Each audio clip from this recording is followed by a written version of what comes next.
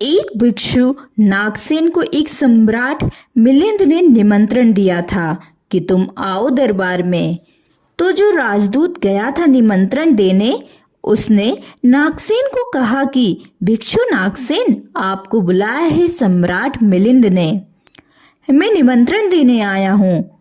तो वह नागसेन से कहने लगा, मैं चलूंगा जरूर, लेकिन एक बात विनय कर दूं, पहले ही कह दूं कि भिक्षु नागसेन जैसा कोई है नहीं। यह केवल एक नाम है, काम चलाऊ नाम है। आप कहते हैं तो मैं चलूंगा जरूर, लेकिन ऐसा कोई आदमी कहीं है नहीं। राजदूत ने जाकर सम्राट को कह दिया कि बड़ा अजीब आदमी है वह कहने लगा कि मैं चलूंगा जरूर, लेकिन ध्यान रहे कि भिक्षु नागसेन जैसा कहीं कोई है नहीं। यह केवल एक काम चलाऊ नाम है। सम्राट ने कहा, अजीब सी बात है, जब वह कहता है मैं चलूंगा, आएगा वह आया भी रथ पर बैठकर। सम्राट ने द्वार पर स्वागत किया और कहा, भिक्षु नागसेन, हम स्वागत करते हैं आपका। वह हंसने लगा। उसने कहा कि स्वागत स्वीकार करता हूँ, लेकिन स्मरण रहे भिक्षु नागसेन जैसा कोई है नहीं। सम्राट कहने लगा, बड़े पहेली की बात करते हैं आप। अगर आप नहीं हैं तो कौन है? कौन आया है यहाँ? कौन स्वीकार कर रहा है स्वागत? कौन दे रहा है उत्तर? नागसेन मुड़ा और उसने कहा कि देखते हैं सम्राट मिलिंद, यह रथ खड़ा है जिस पर मैं आया। सम्राट ने कहा, हाँ यह रथ है। तो भिक्षु नागसेन पूछने लगा, घोड़ों को निकाल कर अलग कर लिया जाए। घोड़े अलग कर लिए गए और उसने पूछा सम्राट से, ये घोड़े रथ हैं?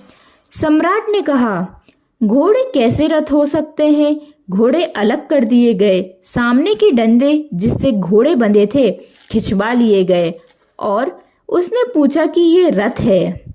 सिर्फ 2 डंडे कैसे रथ हो सकते हैं? डंडे अलग कर दिए गए, चाक निकलवा लिए और कहा, ये रथ है? सम्राट ने कहा, ये चाक है, ये रथ नहीं है।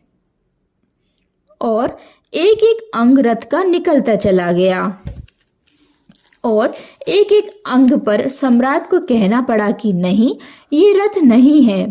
फिर आखिर पूछे शून्य बच गया, वहां कुछ भी न बचा। भिक्षु नागसेन पूछने लगा, रथ कहाँ है अब? रथ कहाँ है अब? और जितनी चीजें मैंने निकाली, तुमने कहा ये भी रथ नहीं, ये भी रथ नहीं, ये भी रथ नहीं, अब रथ कहाँ है? तो सम्राट चौंक कर खड़ा रह गया।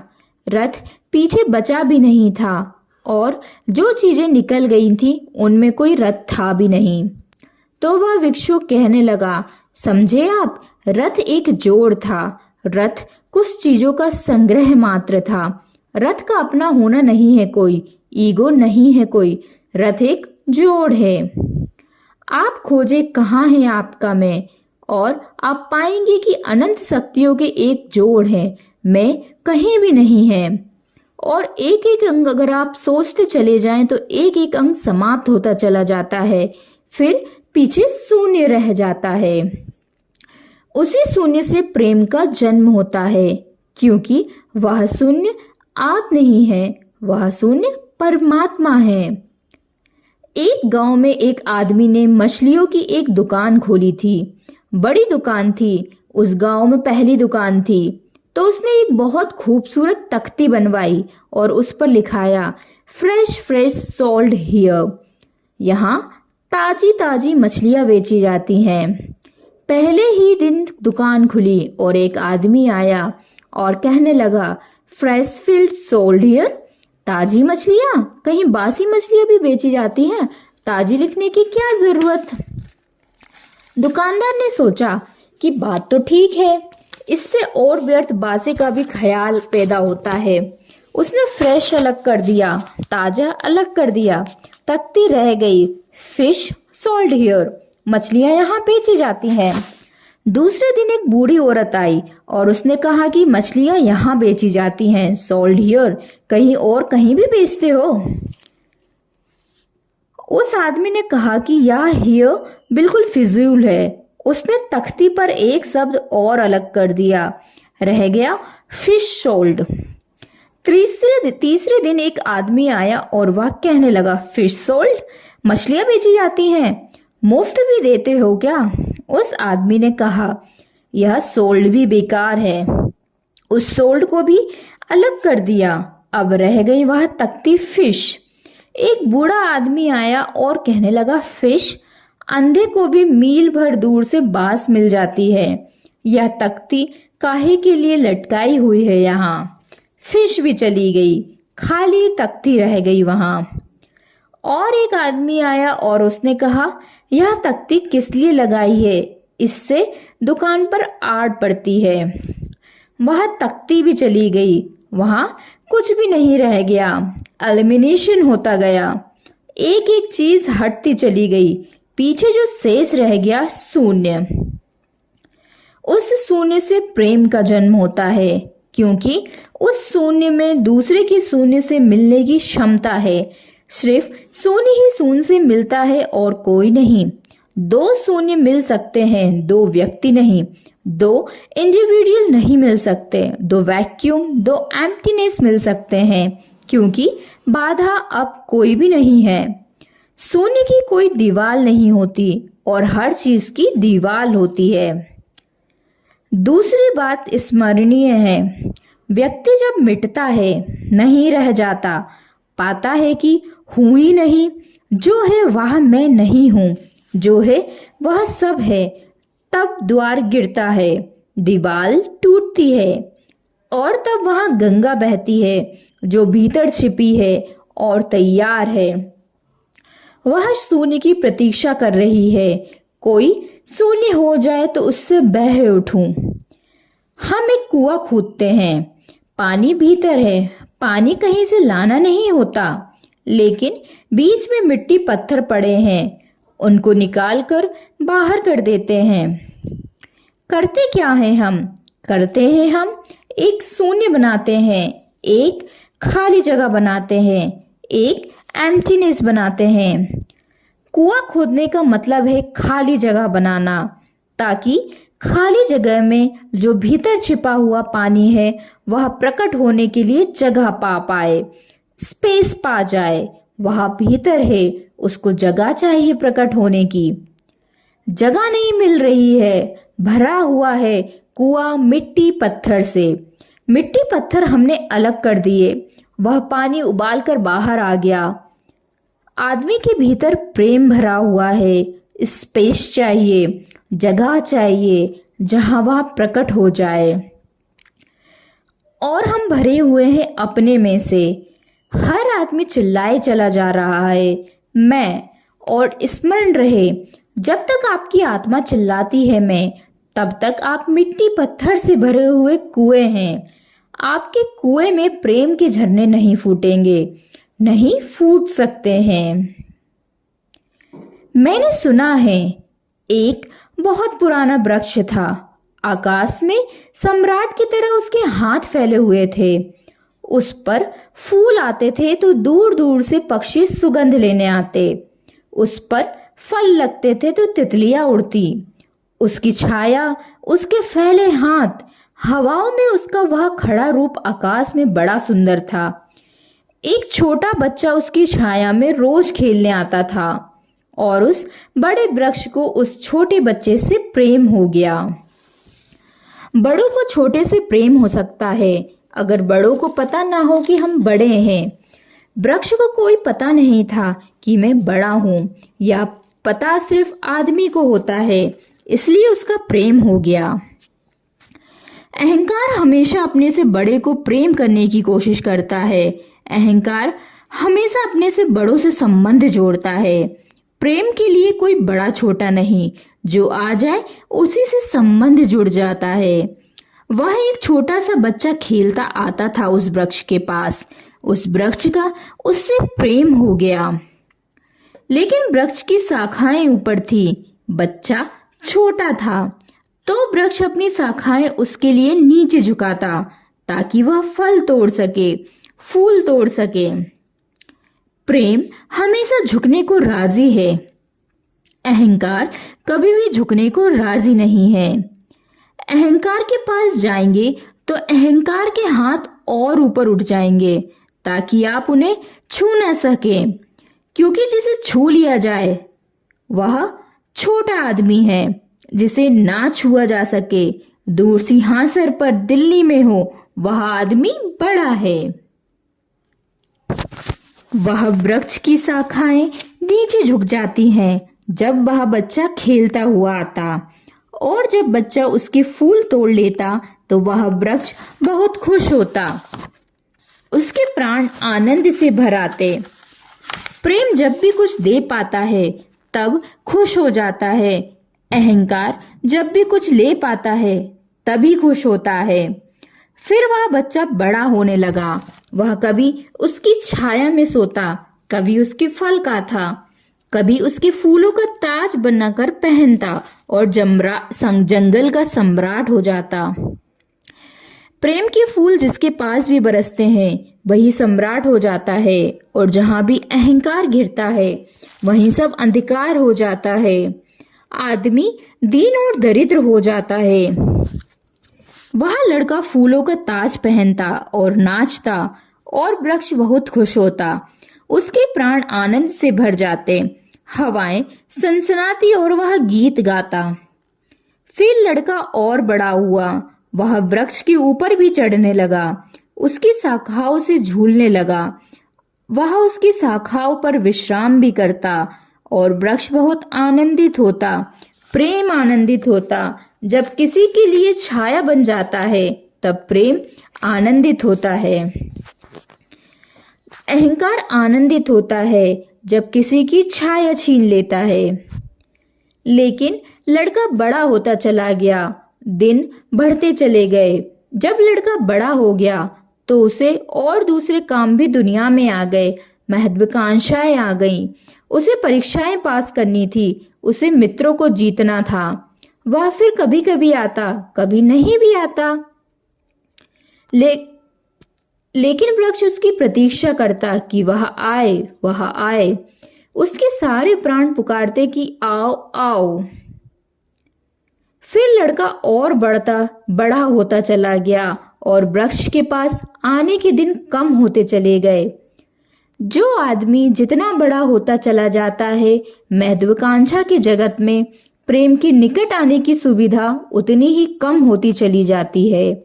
उस लड़के की एम्बिशन, महत्वाकांक्षा बढ़ रही थी। कहाँ वृक्ष, कहाँ जाना। फिर एक दिन वहां से निकलता था तो वृक्ष ने उससे कहा, सुनो। हवाओं में उसकी आवाज गूंजी कि सुनो, तुम आते नहीं। मैं प्रतीक्षा करता हूँ, मैं तुम्हारे लिए प्रतीक्षा करता हूँ, राह देखता हूँ, बाट जोहता हूँ। उस लड़के ने कहा, क्या है तुम्हारे पास जो मैं आऊं? मुझे रुपए चाहिए। हमेशा अहंकार पूछता है कि क्या है तुम्हारे पास जो मैं आऊं। अहंकार मांगता है कि कुछ हो तो मैं आऊं, ना हो तो आने की कोई जरूरत नहीं। वृक्ष तो चौंक गया। उसने कहा कि तुम तभी आओगे जब मैं तुम्हें कुछ दे सकूं। मैं तुम्हें सब दे सकता हूं, क्योंकि प्रेम कुछ भी रोकना नहीं चाहता। जो रोक ले वह प्रेम नहीं है। अहंकार रोकता है, प्रेम तो बेशर्त दे देता है। लेकिन रुपये मेरे पास नहीं है।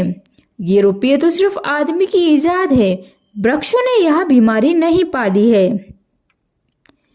तो उसने कहा, फिर मैं तुम्हारे पास क्यों आऊं? जहां रुपये हैं मुझे वहां जाना पड़ेगा। मुझे रुपये की जरूरत है। अहंकार रुपया मांगता है, क्योंकि रुपया शक्ति है। अहंकार शक्ति मांगता है।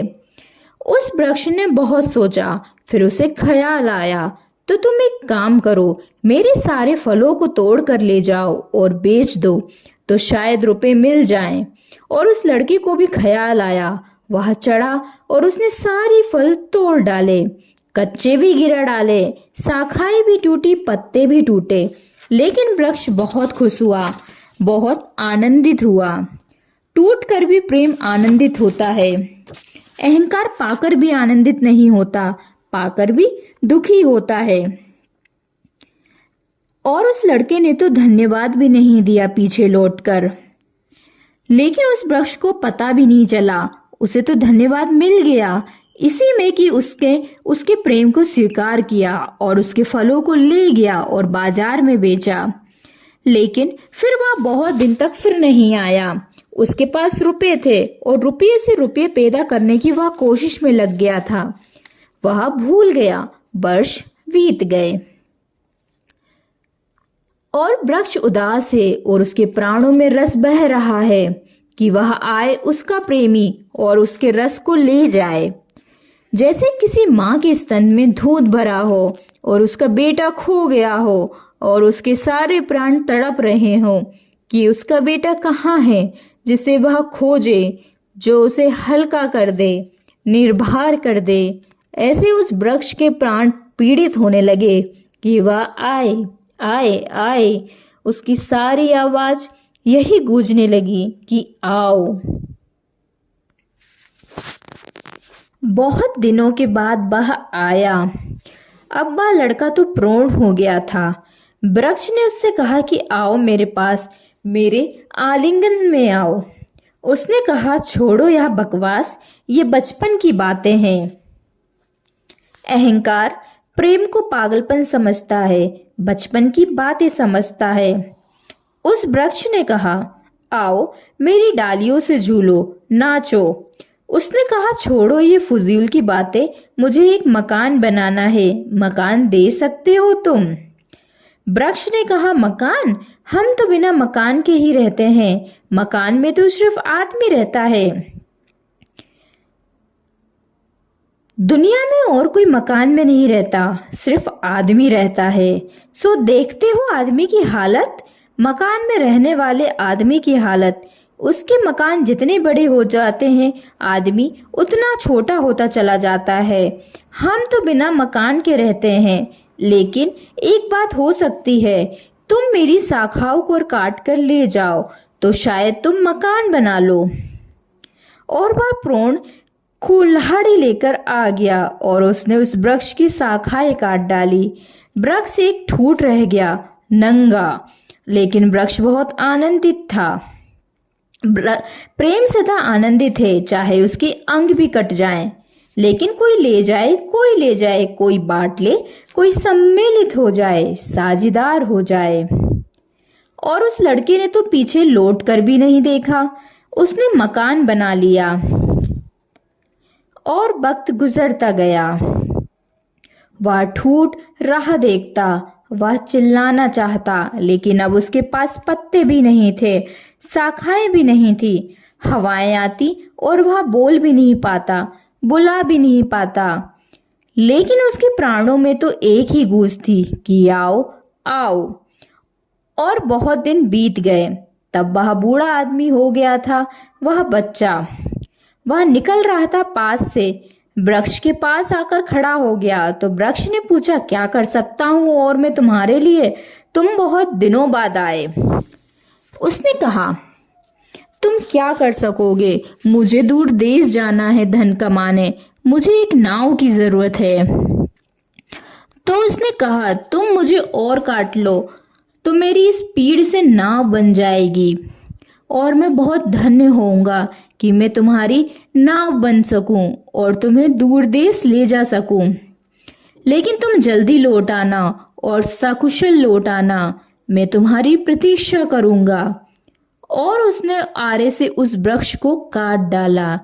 तब वह एक छोटा सा ठूठ रह गया और वह दूर यात्रा पे निकल गया। और वह ठूठ भी प्रतीक्षा करता रहा कि वह आए, लेकिन अब उसके पास कुछ भी नहीं है देने को। शायद वह नहीं आएगा, क्योंकि अहंकार वहीं आता है जहां कुछ पाने को है। अहंकार वहां नहीं आता जहां कुछ पाने को नहीं है। मैं उस ठूठ के पास एक रात मेहमान हुआ था, तो वह ठूठ मुझसे बोला कि वह मेरा मित्र अब तक नहीं आया और मुझे बड़ी पीड़ा होती है कि कहीं नाव डूब ना गई हो, कहीं वह भटक ना गया हो, कहीं किसी दूर किनारे पर विदेश में कहीं भूल ना गया हो, कहीं वह डूब ना गया हो, कहीं वह समाप्त ना हो गया हो। एक खबर भर कोई मुझे ला दे, अब मैं मरने के करीब हूँ। एक खबर आ जाए कि वह सकुशल है, फिर कोई बात नहीं, फिर सब ठीक है। अब तो मेरे पास देने को कुछ है भी नहीं, इसलिए बुलाऊं भी तो शायद वह नहीं आएगा, क्योंकि वह लेने की ही भाषा समझता है। अहंकार लेने की ही भाषा समझता है, प्रेम देने की भाषा है। इससे ज्यादा और कुछ मैं नहीं कहूँगा। जीवन एक ऐसा वृक्ष बन जाए और उस वृक्ष की शाखाएं अनंत तक फैल जाएं, सब उसकी छाया में हो और सब तक उसकी बाहें फैल जाएं, तो उसे पता चल सकता है कि प्रेम क्या है। प्रेम का कोई शास्त्र नहीं है, ना कोई परिभाषा है, ना कोई सिद्धांत है। तो मैं बहुत हैरानी में था कि क्या कहूँगा आपसे कि प्रेम क्या है। वह तो बताना मुश्किल है। आकर बैठ सकता हूँ, अगर मेरी आंखों में दिखाई पड़ जाए तो दिखाई पड़ सकता है, अगर मेरे हाथों में दिखाई पड़ जाए तो दिखाई पड़ सकता है। मैं कह सकता हूँ यह है प्रेम। लेकिन प्रेम क्या है अगर मेरी आंख में ना दिखाई पड़े, मेरे हाथ में ना दिखाई पड़े, तो शब्दों से बिल्कुल भी दिखाई नहीं पड़ सकता कि प्रेम क्या है। मेरी बातों को इतनी प्रेम और शांति से सुना, उससे बहुत बहुत अनुग्रहित हूँ। और अंत में सबके भीतर बैठे परमात्मा को प्रणाम करता हूँ। मेरे प्रणाम स्वीकार करें। धन्यवाद। एक भिक्षु